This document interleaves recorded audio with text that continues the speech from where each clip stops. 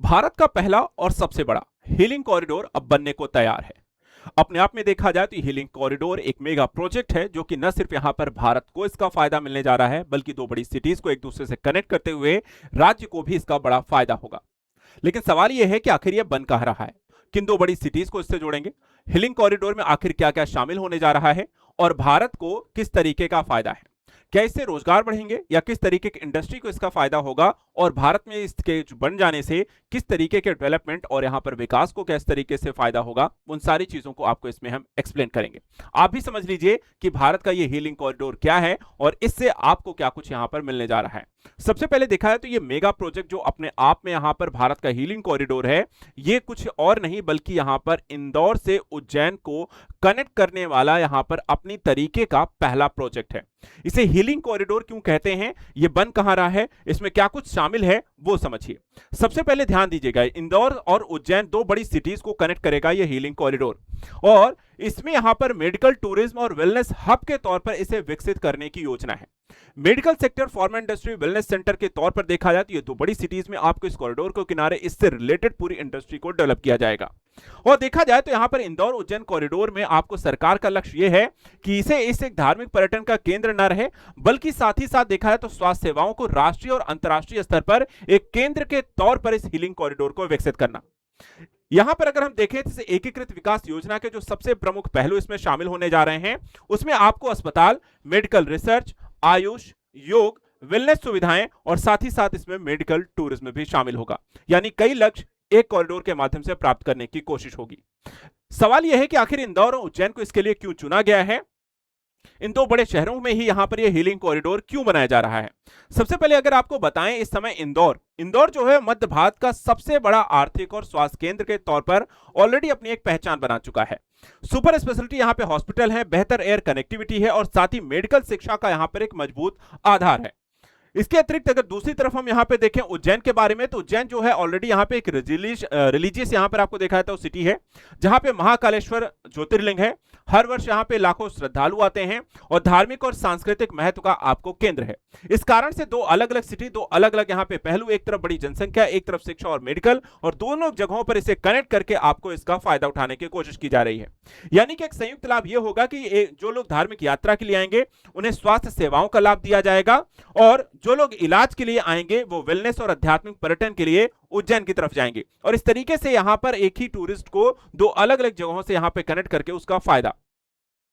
तो क्या क्या बनने वाला है, सवाल अगला आता है कि क्या क्या बनेगा इस हीलिंग कॉरिडोर के अंतर्गत और किस तरीके की सुविधाएं यहां पर लोगों को मिलेंगी, क्या कुछ फायदा यहां पर आपको होने जा रहा है।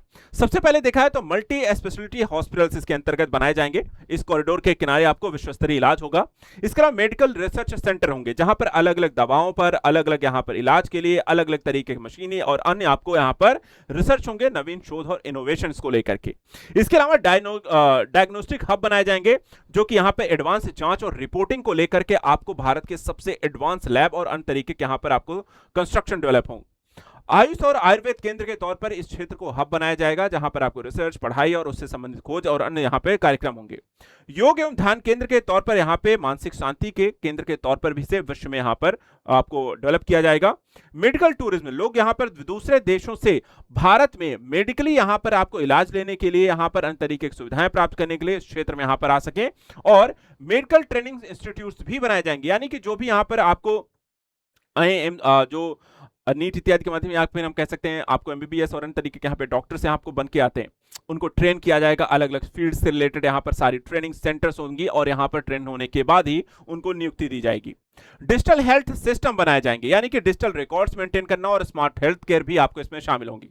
यानी आप कह सकते हैं कि विश्व स्तरीय सुविधाओं से युक्त आधुनिक इंफ्रास्ट्रक्चर, अत्याधुनिक वेलनेस अनुभव, स्वास्थ्य पर्यटन को बढ़ावा और रोजगार और आर्थिक विकास से सम्मिलित यहां पर आपको यह पूरा हीलिंग कॉरिडोर विकसित किया जाएगा।